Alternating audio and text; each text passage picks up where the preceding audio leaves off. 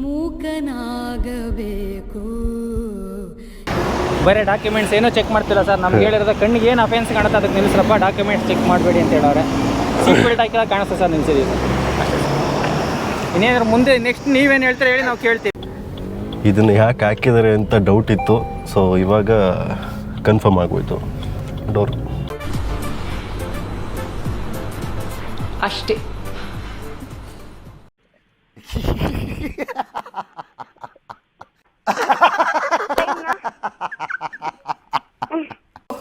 ಯಾವಾಗ ಬಂದ್ರಪ್ಪ ದಂಪತ್ಗಳು?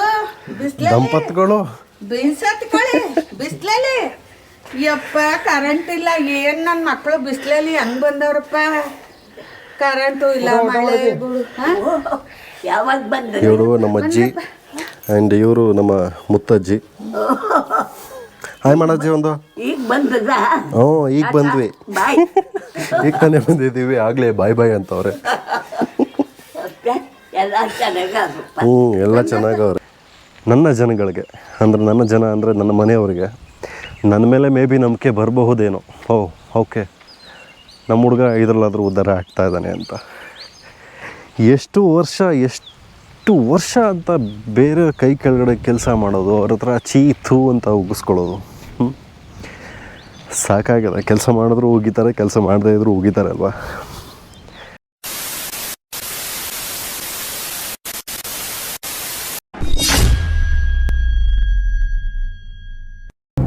Hi hello ನಮಸ್ಕಾರ, welcome back to peace Kannadiga Puneeth YouTube channel. ಇವತ್ತು ಆ್ಯಕ್ಚುಲಿ ನಾನು ನನ್ನ ಮುತ್ತಜ್ಜಿ ಊರಿಗೆ ಹೋಗ್ತಾ ಇದ್ದೀನಿ. ನಾನು ಮತ್ತು ನನ್ನ ತಮ್ಮ ಇಬ್ಬರು ಹೋಗ್ತಾ ಇದ್ದೀವಿ ಅಜ್ಜಿ ಊರಿಗೆ. ತುಂಬ ದಿನ ಆಗಿತ್ತು ಅವನ್ನೆಲ್ಲ ನೋಡಿ. ಆ್ಯಂಡ್ ಹೊಲ್ದ ಹತ್ರ ಹೋಗಿ ಕೂಡ ತುಂಬ ದಿನ ಆಗಿತ್ತು. ಅಲ್ಲಿ ಯಾರೂ ನೋಡ್ಕೊಳ್ಳೋರಿಲ್ಲ ಹೊಲನ. ಸೊ ಇವತ್ತು ಹೋಗಿ ಪರಿಸ್ಥಿತಿ ಹೆಂಗಿದೆ ಅಂತ ನೋಡಿಕೊಂಡು ಅಜ್ಜಿನ ಮಾತಾಡಿಸ್ಕೊಂಡು ಮತ್ತೆ ಬ್ಯಾಂಗ್ಳೂರು ವಾಪಸ್ ಆಗಬೇಕು.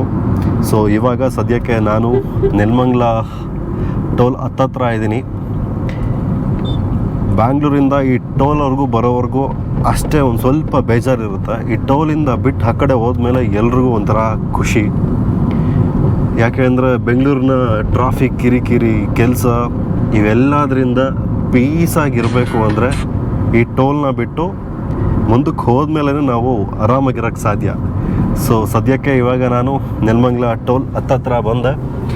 ಸೊ ಈ ಟೋಲ್ನ ಮುಗಿಸ್ಕೊಂಡು ನೆಕ್ಸ್ಟ್ ನಮ್ಮ ಊರಿಗೆ ಯಾವ ಊರು ಅಂತ ಅಂದರೆ ಅಲ್ಲಿಗೆ ಹೋದ್ಮೇಲೆ ಹೇಳ್ತೀನಿ. ಬನ್ನಿ ಹೋಗೋಣ.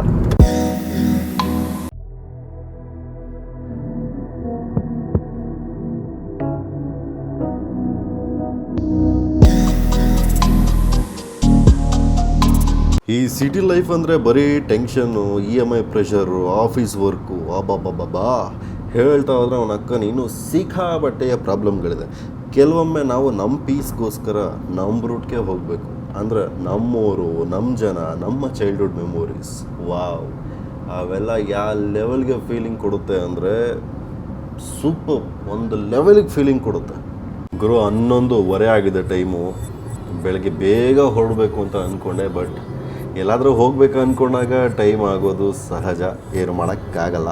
ಗುರು ಈ ಬಿಸಿಲು ನೋಡಿದ್ರೆ ಯಪ್ಪ, ಆಚೆ ಏನಾದರೂ ನಿಂತ್ಕೊಂಡ್ಬಿಟ್ರೆ ಯಾವಾಗ ಅವನ ಏನು ಫುಲ್ ಕಾಗೆ ಆಯಿತಾ. ಕಾರ್ ಒಳಗಡೆ ಫುಲ್ AC ಬ್ಲಾಸ್ಟ್ ಇದ್ದರೂ ಆ ಸೂರ್ಯನಿಗೆ ಬೇರೆ ಲೆವೆಲ್ ಆ್ಯಟಿಟ್ಯೂಡೇ ಇದೆ. ನಾವು ಬಾಯಿ ಮುಚ್ಕೊಂಡಿದ್ದೀವಿ, ನಮ್ಮನ್ನ ಕೆಣಿಗಬೇಡಿ, ನಮ್ಮನ್ನ ಕೆಣಿಗ್. ನಮ್ಮ ಕರ್ನಾಟಕ ಸಮ್ಮರ್ ಅಂದರೆ ಹೆಂಗೆ ಗೊತ್ತಾ, ಫ್ರೀ ಟ್ಯಾನಿಂಗ್ ಪ್ಯಾಕೇಜ್, ಎಲ್ರಿಗೂ ಫ್ರೀಯಾಗಿ ಟ್ಯಾನಿಂಗ್ ಪ್ಯಾಕೇಜ್ ಸಿಗುತ್ತೆ.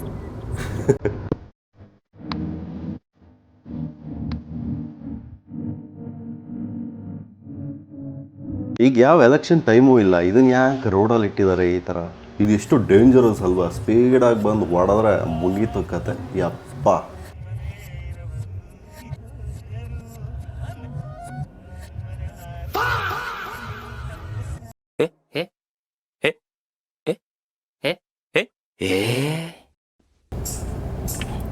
ಸೀಟ್ ಬೆಲ್ಟ್ ಹಾಕಿಲ್ಲ, ಅದಕ್ಕೆ ಅಣ್ಣ ಹಾಕಂಡ. Please fasten your seat belt. I think so seat belt ಹಾಕಿರಲಿಲ್ಲ. ಸೊ ಆ ಕಾರಣಕ್ಕೆ ಪೊಲೀಸವರು ನಮ್ಮನ್ನು ಎಲ್ಲಿ ಇದು ಕುದೂರ್ ಹತ್ತತ್ರ ಅನ್ಸುತ್ತೆ, ಎಸ್ ಕುದೂರ್ ಹತ್ತತ್ರ ಇಟ್ಕೊಂಡಿದ್ದಾರೆ. ನೋಡೋಣ ಏನಾಗುತ್ತೆ. ಸರ್ ಸೀಟ್ ಬೆಲ್ಟ್ ಹಾಕಿಲ್ಲ ಅದರಿಂದ ಅಷ್ಟೇ ಸರ್. ಇಲ್ಲ ನಾವು ನಿಲ್ಲಿಸ್ತಾನೆ ಇರಲಿಲ್ಲ ಸರ್. ಯಾಕೆ ಸರ್ ನಿಲ್ಲಿಸ್ತಾನೆ ಸರ್? ಹೇಳಿ ಸರ್ ನೀವೇ. ಮೂಕನಾಗಬೇಕು. ಬರೀ ಡಾಕ್ಯುಮೆಂಟ್ಸ್ ಏನೋ ಚೆಕ್ ಮಾಡ್ತಿಲ್ಲ ಸರ್. ನಮ್ಗೆ ಹೇಳಿರೋದು ಕಣ್ಣಿಗೆ ಏನು ಅಫೆನ್ಸ್ ಕಾಣುತ್ತೆ ಅದಕ್ಕೆ ನಿಲ್ಲಿಸ್ರಪ್ಪ, ಡಾಕ್ಯುಮೆಂಟ್ಸ್ ಚೆಕ್ ಮಾಡಬೇಡಿ ಅಂತ ಹೇಳೋರೆ. ಸೀಟ್ ಬೆಲ್ಟ್ ಹಾಕಿಲ್ಲ ಕಾಣಿಸ್ತದೆ ಸರ್ ನಿಲ್ಸಿದ್ದೀವಿ ಸರ್, ಅಷ್ಟೇ ಸರ್. ಇನ್ನೇನಾದ್ರು ಮುಂದೆ ನೆಕ್ಸ್ಟ್ ನೀವೇನು ಹೇಳ್ತೀರಾ ಹೇಳಿ, ನಾವು ಕೇಳ್ತೀವಿ. ಡಿಪ್ರೆಷನ್. ಸೊ ಅಂದ್ಕೊಂಡೆ ಸೀಟ್ ಬೆಲ್ಟ್ ಹಾಕಿಲ್ಲ ಅಂತ ಪೊಲೀಸರು ಹಿಡಿದಾರೆ ಅಂತ. ಎಸ್, ಅದಕ್ಕೆ ಹಿಡ್ದಿದ್ದು. ಫೈನ್ ಕಟ್ಬಿಟ್ಟು ಇವಾಗ ಹೊರಡ್ತಾ ಇದ್ದೀನಿ ಮುಂದಕ್ಕೆ. ಇದನ್ನು ಯಾಕೆ ಹಾಕಿದ್ದಾರೆ ಅಂತ ಡೌಟ್ ಇತ್ತು. ಸೊ ಇವಾಗ ಕನ್ಫರ್ಮ್ ಆಗೋಯ್ತು. ಡೋರ್ ಅಷ್ಟೇ.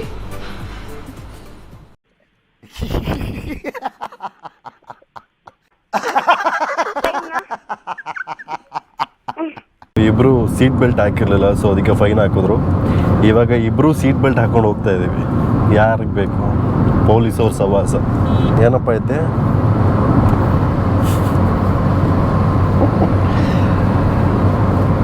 ಆ್ಯಕ್ಚುಲಿ ಇವನು ನನ್ನ ತಮ್ಮ ಯತೀಶ್ ಅಂತ. ನಮ್ಮ ಯೂಟ್ಯೂಬ್ ವ್ಯೂವರ್ಸ್ಗೆಲ್ಲ ಒಂದು ಹಾಯ್ ಮಾಡು. ಹಾಯ್. ಬ್ಯಾಂಗ್ಳೂರಲ್ಲಿದ್ದಾನೆ, ಕೆಲಸ ಮಾಡ್ಕೊಂಡಿದ್ದಾನೆ. ಸೊ ಇವತ್ತು ಹೆಂಗೂ ರಜಾ ಇತ್ತು, ಆ ಕಾರಣಕ್ಕೆ ಅಜ್ಜಿ ನೋಡೋಕ್ಕೆ ಇಬ್ಬರು ಹೋಗ್ತಾ ಇದ್ದೀವಿ.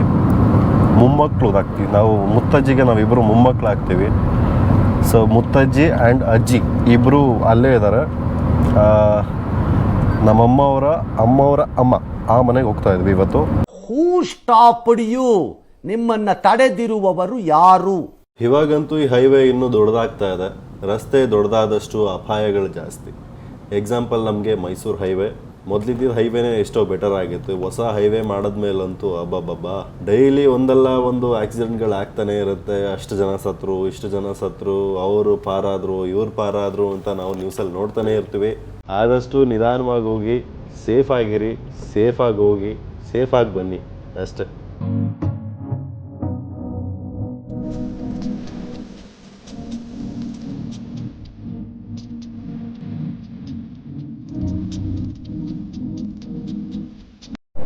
ಇವಾಗ ಒಂದು ಸಣ್ಣ ಬ್ರೇಕ್ ತೊಗೊಂಡು ಮತ್ತೆ ಇಲ್ಲಿಂದ ಜರ್ನಿನ ಕಂಟಿನ್ಯೂ ಮಾಡೋಣ. ಬನ್ನಿ, ಒಂದು ಟೀ ಬ್ರೇಕ್ ಹಾಕ್ಕೊಂಡು ಹೊರಡೋಣ.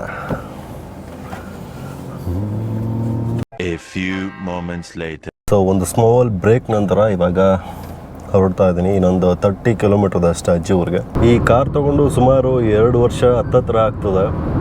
ಸೊ ಇಲ್ಲಿವರೆಗೂ ಒಂದು 10,000 ಕಿಲೋಮೀಟರ್ ರನ್ ಆಗಿರಲಿಲ್ಲ. ಇವಾಗ 9,919 ಆಗಿದೆ. ಸೊ ಇವತ್ತು 10,000 ಕಿಲೋಮೀಟರ್ ಕಂಪ್ಲೀಟ್ ಆಗುತ್ತೆ ಈ ಕಾರ್ ತೊಗೊಂಡು. ಒಂಥರ ಖುಷಿ ಆಗ್ತದೆ, 10,000 ಕಿಲೋಮೀಟರ್ ಓಡಿಸಿದ್ದೀವಿ ಅಂತ. ಸೂಪರ್.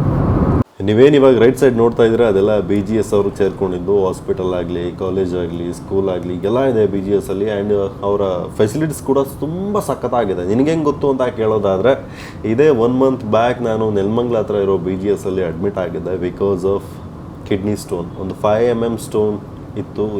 4 ಡೇಸ್ ನರಕ ನೋಡ್ಬಿಟ್ಟಿದ್ದೀನಿ. ನಿಜಕ್ಕೂ ಆ ನೋವನ್ನ ನಾನು ಯಾವತ್ತೂ ಅನುಭವಿಸಿರಲಿಲ್ಲ, ಅಷ್ಟು ನೋವಾಗಿತ್ತು. ಆ್ಯಂಡ್ ಅಲ್ಲೇ BGS ಅಲ್ಲಿ ನನಗೆ ಸರ್ಜರಿ ಆಗಿದ್ದು. ಒಳಗಡೆ ವಾರ್ಡ್ಗಳಾಗಲಿ, ಬೆಡ್ ಆಗಲಿ ತುಂಬ ಕ್ಲೀನಾಗಿತ್ತು. ಅಲ್ಲಿರೋ ಸ್ಟಾಫ್ಗಳು ಅಷ್ಟೇ ತುಂಬ ಫ್ರೆಂಡ್ಲಿ ಆಗಿದ್ದರು. ಸಖತ್ತಾಗಿತ್ತು ಒಟ್ಟಿನಲ್ಲಿ. ನಾನು ಮುಂದೆ ಲೆಫ್ಟ್ ಸೈಡಲ್ಲಿ ಒಂದು ಆಟೋ ಹೋಗ್ತಾ ಇದೆ ನೋಡಿ. ಆ ಆಟೋದಲ್ಲಿ ಹೋಗೋದು ಮಜಾನೇ ಬೇರೆ ಅಲ್ವಾ. ಹಿಂದೆ ಕೂತ್ಕೊಂಡು ಕಾಲನ್ನ ಕೆಳಗಡೆ ಬಿಟ್ಕೊಂಡು ಗುಂಡಿಲೆಲ್ಲ ಡ್ಯಾನ್ಸ್ ಮಾಡ್ತಾ ಆ ಆಟೋ ಸಖತ್ ಮಜಾ ಕೊಡುತ್ತೆ ಅಲ್ವಾ. ಸೊ ಇನ್ನೇನು ರೀಚ್ ಆಗ್ತಾ ಇದ್ದೀನಿ. ಒಂದು 16 ಕಿಲೋಮೀಟ್ರದ ಹಾಲು ತಗೋ ಸಾಕು. ಇನ್ನೊಂದು 16 ಕಿಲೋಮೀಟ್ರದ. ಇವಾಗ ನಾನಿರೋ ಊರ ಹೆಸರು ಕದಬಳ್ಳಿ ಅಂತ. ಸೊ ಇಲ್ಲಿಂದ ಅಜ್ಜಿ ಊರಿಗೆ ಇನ್ನೊಂದು 16 ಕಿಲೋಮೀಟ್ರದ. ಅಜ್ಜಿ ಜೊತೆ ಸ್ವಲ್ಪ ಹೊತ್ತು ಹರಟೆ ಮಾತುಕತೆ ಎಲ್ಲ ಮಾತಾಡಿ ಅಲ್ಲಿಂದ ನಮ್ಮ ಹೊಲದ ಹತ್ರ ಹೋಗಿ ಅಲ್ಲೆಲ್ಲ ಹೆಂಗಿದೆ ಅಂತ ನೋಡಿಕೊಂಡು, ನಮ್ಮ ಅಜ್ಜಿ ಹಾಕಿರೋದೊಂದು ಮರಗಳಿದೆ 1-2, ಅವು ಹೆಂಗಿದೆ ಅಂತ ನೋಡಿಕೊಂಡು, ತೆಂಗಿನ ಮರಗಳಿದೆ ಅದೆಲ್ಲ ಹೆಂಗಿದೆ ಅಂತ ನೋಡಿಕೊಂಡು ಬರೋಣ. ಒಂಥರ ಮಜವಾಗಿರುತ್ತೆ. ನನ್ನ ಚೈಲ್ಡ್ಹುಡ್ ಮೆಮೊರಿ ಕೂಡ ತುಂಬ ಇದೆ ಆ ಊರಲ್ಲಿ. ಸೊ ಹಳೆ ಮನೇಲಿತ್ತು, ಬಟ್ ಹಳೆ ಮನೆ ಮಳೆ ಜೋರಾಗಿ ಬಂದು ಬಿದ್ದೋಗಿದ್ದ ಕಾರಣ ಈಗ ಹೊಸ ಮನೆ ಕಟ್ಸಿದ್ದಾರೆ. ಆ ಮನೆ ಹೆಂಗಿದೆ, ಯಾರು ಕಟ್ಸಿದ್ದು ಎಲ್ಲವನ್ನು ಅಲ್ಲಿಗೆ ಹೋದ್ಮೇಲೆ ಹೇಳ್ತೀನಿ. ಸೊ ಈ ವ್ಯೂ ಹೆಂಗೆ ಕಾಣ್ತಾ ಇದೆಯೋ ಗೊತ್ತಿಲ್ಲ, ಎಡಿಟಿಂಗ್ ಮಾಡಬೇಕಾದ್ರೆ ಮಾತ್ರ ಗೊತ್ತಾಗುತ್ತೆ. ಒಂಥರ ಜುಗಾಡ್ ಮಾಡಿದ್ದೀನಿ. ಹೆಂಗೆ ಜುಗಾಡ್ ಮಾಡಿದ್ದೀನಿ ಅಂದರೆ ಲೈಕ್ ನೋಡಿ ಈ ಥರ ಇದೆ ಜುಗಾಡ್. ಚೆನ್ನಾಗಿ ಕಾಣಿಸ್ತಿದಲ್ಲ ಒಂಥರ ಜುಗಾಡಾಗಿ. ಇವ ಯಾರೇ ಇವನು ಯಾರ್ಯಾರು ಬರ್ತಾರೋ ಮರ ಈ ಮನ್ಯಾಗ?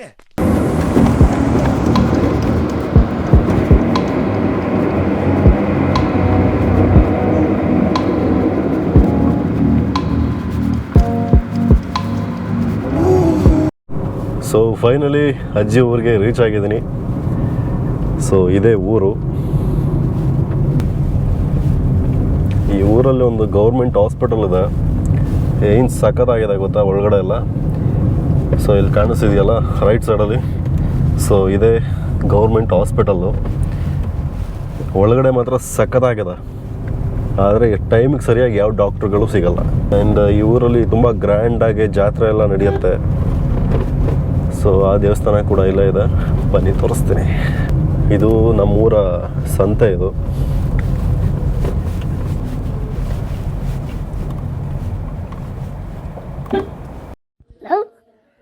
ನಾನು ವೈಲೆಂಟ್ ಆದ್ರೆ ಕಂದ ರಾಮ, ನಾನು ವೈಲೆಂಟ್ ಆದ ರಾವಣ ಕಂದ. ಸರಿ ಬಿಡು. ನಮ್ಮ ಎದುರುಗಡೆ ಕಾಣಿಸ್ತಾರೋ ದೇವಸ್ಥಾನದಲ್ಲಿ ಊರಲ್ಲಿ ಜಾತ್ರೆ ನಡೆಯೋದು. ತುಂಬ ಗ್ರ್ಯಾಂಡಾಗಿ ನಡೆಯುತ್ತೆ ಜಾತ್ರೆ. ಇಲ್ಲೆಲ್ಲೋ ಇರೋರು, ಸಿಟಿಲೆಲ್ಲ ಇರೋರು ಇಲ್ಲಿ ಬಂದು ಜಾತ್ರೆನ ನೋಡಿ ಫುಲ್ ಖುಷಿಯಾಗಿ ಎಂಜಾಯ್ ಮಾಡ್ಕೊಂಡು ಹೋಗ್ತಾರೆ. ಆ್ಯಂಡ್ ಇಲ್ಲಿಂದ ಸ್ಟ್ರೈಟ್ ರೋಡ್ ಏನು ಕಾಣಿಸ್ತಾ ಇದೆ ಅಲ್ಲಿ ಹೋಗಬೇಕು ಅಜ್ಜಿ ಮನೆಗೆ. ತುಂಬ ಚಿಕ್ಕ ಮನೆ ನೋಡಿ, ಯಾರು ಬೇಜಾರು ಮಾಡ್ಕೋಬೇಡಿ. ಈ ವಯಸ್ಸಲ್ಲಿ ಅವರು ಈ ಮನೆ ಕಟ್ಸಿರೋದಕ್ಕೆ ನಾವು ಖುಷಿ ಪಡಬೇಕು. ನಾವು ಬ್ಯಾಂಗ್ಳೂರಲ್ಲಿ ಇದ್ಕೊಂಡು ವೇಸ್ಟು. ಸೊ ಇಲ್ಲಿ ನೋಡ್ತಾ ಇದ್ದೀರಲ್ವಾ, ಇದೇ ಅಜ್ಜಿ ಮನೆ, ಮುತ್ತಜ್ಜಿ ಮನೆ. ಮೊಮ್ಮಗ ಫಸ್ಟ್ ಎಂಟ್ರಿ ಕೊಡ್ತಾ ಇದ್ದಾನೆ ಮುತ್ತಜ್ಜಿ ಮನೆಗೆ. ನೋಡಿ ಈ ಕಡೆ ಕೂತಿರೋರು ಮುತ್ತಜ್ಜಿ, ಅಲ್ಲಿ ಪಾತ್ರೆ ತೊಳಿತಾ ಇರೋರು ಅಜ್ಜಿ. ಯಾವಾಗ ಬಂದ್ರಪ್ಪ ದಂಪತ್ಗಳು? ದಂಪತ್ಗಳು ಬಿಸ್ಲತ್ಕೊಳ್ಳಿ ಬಿಸ್ಲಲ್ಲಿ. ಯಪ್ಪ ಕರೆಂಟ್ ಇಲ್ಲ, ಏನ್ ನನ್ನ ಮಕ್ಕಳು ಬಿಸ್ಲಲ್ಲಿ ಹೆಂಗ್ ಬಂದವ್ರಪ್ಪ? ಕರೆಂಟು ಇಲ್ಲ, ಮಳೆ ಯಾವಾಗ ಬಂದ? ಇವರು ನಮ್ಮ ಅಜ್ಜಿ ಆ್ಯಂಡ್ ಇವರು ನಮ್ಮ ಮುತ್ತಜ್ಜಿ. ಹಾಯ್ ಮಾಡಜ್ಜಿ ಒಂದು. ಈಗ ಬಂದದ? ಹ್ಞೂ ಈಗ ಬಂದ್ವಿ, ಬಾಯ್. ಈಗ ತಾನೇ ಬಂದಿದ್ದೀವಿ, ಆಗಲೇ ಬಾಯ್ ಬಾಯ್ ಅಂತವ್ರೆ. ಎಲ್ಲ ಚೆನ್ನಾಗಪ್ಪ. ಹ್ಞೂ ಎಲ್ಲ ಚೆನ್ನಾಗವ್ರೆ. ಅಮ್ಮ ಅಮ್ಮನೂ ಚೆನ್ನಾಗೈತೆ.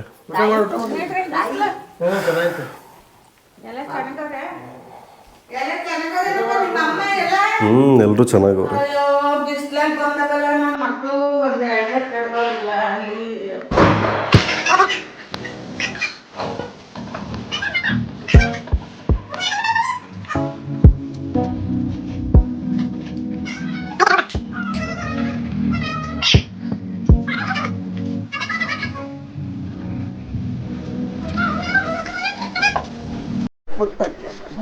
ಪರವಾಗಿಲ್ಲ. ಮತ್ತೆ ಹುಷಾರಾಗಿದ್ದೀಯಮ್ಮ? ಹ್ಞೂ ಹುಷಾರಾಗಿದ್ದೀನಿ. ಚಿನ್ನಮ್ಮ ಅವಳು ಚೆನ್ನಾಗವ್ರೆ.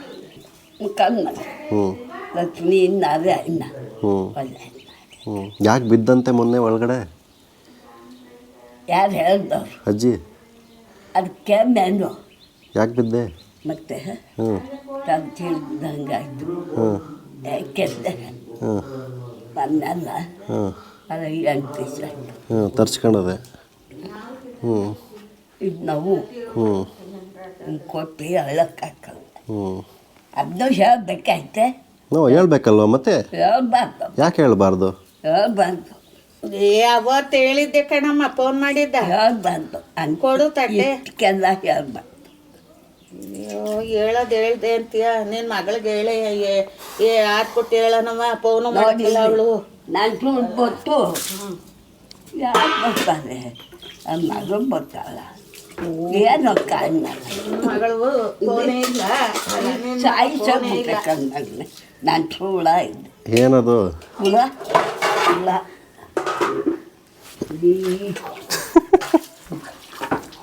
ಏನ್ ಗೊತ್ತು ಮಕ್ಕಳಿಗೆ ನೆಂಟ್ರುಳ ಅಂದ್ರೆ? ಈ ಸುಮ್ಮುಟ್ಟೆ ನೆಂಟ್ರು ಹುಳನ ಅದು? ನೆಂಟ್ರು ಬರ್ತಾರೆ ಅಂತ? ಕೊಚ್ಚಣ್ಣ ಹ್ಞೂ ಹುಳ ಹ್ಞೂ ಕೊಚ್ಚದು ಇತ್ತು. ಹಾಂ 2 ಗೈಲು ಹಾಕಿ ಬಲ್ಗೈದು ಉಂಟಿದ್ನಲ್ಲ, ಹಿಂಗೆ ಹಾಕಿ ಹಿಂಗೆ ಅಂದ್ಬಿಟ್ಟು ಕರೆಂಟೇ ಇಲ್ಲ ಸತ್ತ ಹೋಯ್ತು. ಇಲ್ಲ ಕರೆಂಟೇ ಇಲ್ಲ, ಈಗ ಬಂದದ್ದು. ಸೊ ನಾವು ಬರ್ತೀವಿ ಅಂತ ಮುಂಚೆನೇ ಅವ್ರಿಗೆ ಇನ್ಫಾರ್ಮ್ ಗೊತ್ತಾಗ್ಬಿಟ್ಟು ಒಂದು ಹುಳ ಬಂದು ಕತ್ತತ್ರ ಕೂತ್ಕೊಂಡಿದೆಯಂತೆ. ಸೊ ಆ ಹುಳನ ಅವರು ಸಾಯಿಸ್ಬಿಟ್ಟಿದ್ದಾರೆ. ಸೊ ಗಾಯ್ಸ್, ಇವರು ನಮ್ಮ ತಾತ ವೆಂಕಟರಾಮು ಅಂತ. ಇವರ ಸಮಾಧಿ ಮಾಡಿರೋ ಜಾಗ ಕೂಡ ನಮ್ಮ ಹೊಲದಲ್ಲಿದೆ. ಅಲ್ಲಿಗೆ ಹೋದ್ಮೇಲೆ ತೋರಿಸ್ತೀನಿ. ಒಂದು ಸ್ವಲ್ಪ ಬಿಸಿಲು ಕಮ್ಮಿ ಆಗಲಿ ಹೋಗೋಣ. ತುಂಬ ಬಿಸಿಲು ಹೊಡಿತಾ ಇದೆ, ನೋಡ್ತಿರ್ಬೋದು ನೀವು, ಸಿಕ್ಕಾಬಟ್ಟೆ ಬಿಸಿಲಿದೆ. ಸೊ ಬಿಸಿಲು ಕಮ್ಮಿ ಆಗ್ತಾ ಇದ್ದಂಗೆ ಹೊಲ್ದ ಹತ್ರ ಹೋಗಿ ಎಲ್ಲವನ್ನ ನೋಡಿಕೊಂಡು ಬರೋಣ. ಈ ಮನೆ ನೋಡ್ತಾ ಇದ್ರಲ್ವ, ಸೊ ಈ ಜಾಗದಲ್ಲಿ ಫಸ್ಟ್ ಒಂದು ಹಳೆ ಮನೆ ಇತ್ತು. ಸೊ ಹಳೆ ಮನೆ ಇದ್ದಾಗ ನನ್ನ ಚೈಲ್ಡ್ಹುಡ್ ಮೆಮೊರಿ ತುಂಬ ಇದೆ ಆ ಮನೆಯಲ್ಲಿ.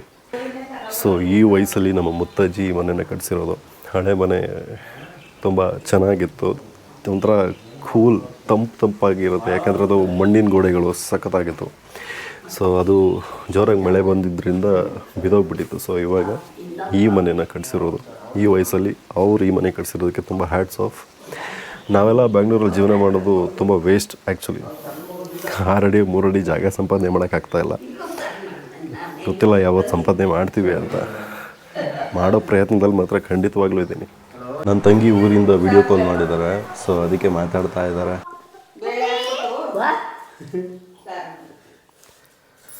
ಮಾತಾಡವ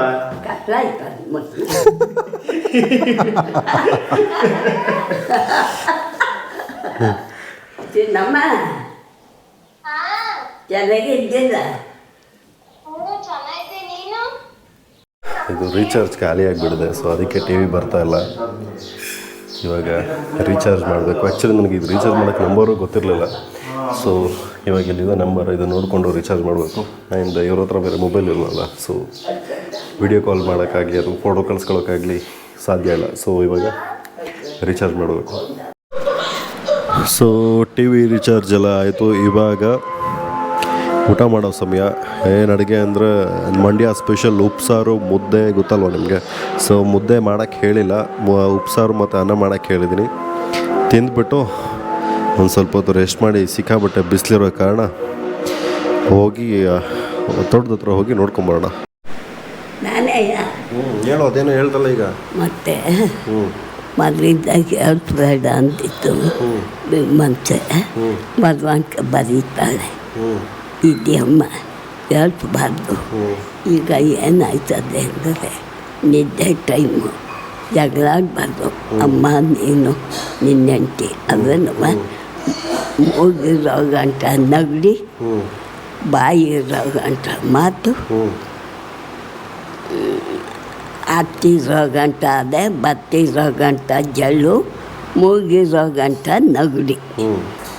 ನನ್ನ ಮದುವೆಗೆ ಯಾಕೆ ಬರಲಿಲ್ಲ?